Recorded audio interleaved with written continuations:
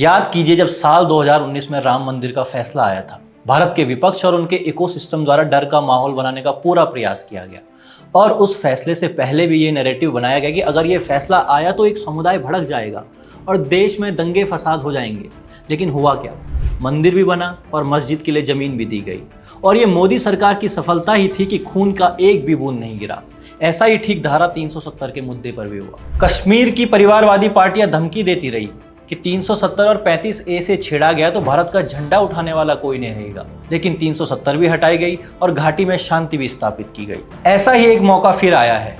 तारीख है 3 अप्रैल 2025। ये तारीख भारतीय संसद के इतिहास में सदैव याद की जाएगी, जब वक्फ संशोधन विधेयक के लिए 14 घंटे तक लगातार चर्चा हुई और सत्ता पक्ष से लेकर विपक्ष तक सभी को बोलने का मौका दिया गया।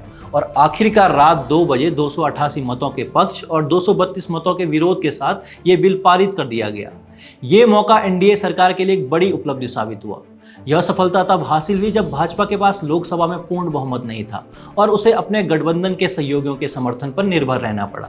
दोस्तों, याद कीजिए 2024 के लोकसभा चुनाव के परिणाम, जब विपक्ष अपनी हार पर भी खुश था क्योंकि भाजपा को पूर्ण बहुमत नहीं मिल पाया था। तब सुप्रिया श्रीनेत के नेता राहुल गांधी इसलिए खुश थे कि उन्हें लग रहा था कि सारी पार्टियां गठबंधन में आकर उन्हें प्रधानमंत्री बना ही देंगी। लेकिन जब ऐसा भी नहीं हुआ और नीतीश कुमार और टीडीपी ने एनडीए का दामन थामा, तो फिर अगले कुछ महीनों में खबरें चलाई गई कि कभी नीतीश छोड़कर जा रहे हैं, कभी चंद्रबाबू जा रहे हैं। लेकिन राहुल के बालपन के ये सपने भी पूरे नहीं हो पाए। अब विपक्ष की नजर इस बिल पर थी। दरअसल वक्फ संशोधन विधेयक जैसे संवेदनशील मुद्दे पर सहमति बनाना आसान नहीं था, क्योंकि कई सहयोगी दल खुद को धर्मनिरपेक्ष छवि के साथ जोड़ते हैं। इस बार भी कांग्रेस इकोसिस्टम ने नैरेटिव बनाया कि जेडीयू टीडीपी साथ नहीं देंगे क्योंकि उन्हें चुनाव में नुकसान होगा, और इसे कथित धर्मनिरपेक्षता की अग्नि परीक्षा करार दिया और दबाव बनाने की कोशिश की गई। लेकिन ये पार्टियां न सिर्फ मजबूती के साथ खड़ी रही, बल्कि ऐसा स्टैंड लिया कि विपक्षियों को सेकुलरिज्म का पाठ भी पढ़ा दिया है। आपको बता देते हैं, आपकी सेकुलरिज्म की कांग्रेस पार्टी के एक नेता का कल हम देखिए अखबार में एक बयान छपा हुआ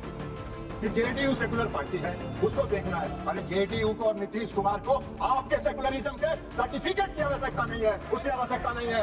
आपको हम एक बात बता देते हैं, सेकुलरिज्म की आपकी परिभाषा है समाज को वोट के लिए बांटो, भावना की राजनीति करो और वोट लेके देश पर राज करो और राज करो। यह आपका सेकुलरिज्म का परिभाषा है। नीतीश कुमार की और जेडीयू के सेकुलरिज्म की परिभाषा है कि बिना कोई विवाद किए हुए काम करो, समाज के हर वर्ग के लिए काम करो। आपने तो देश में बहुत दिन शासन किया।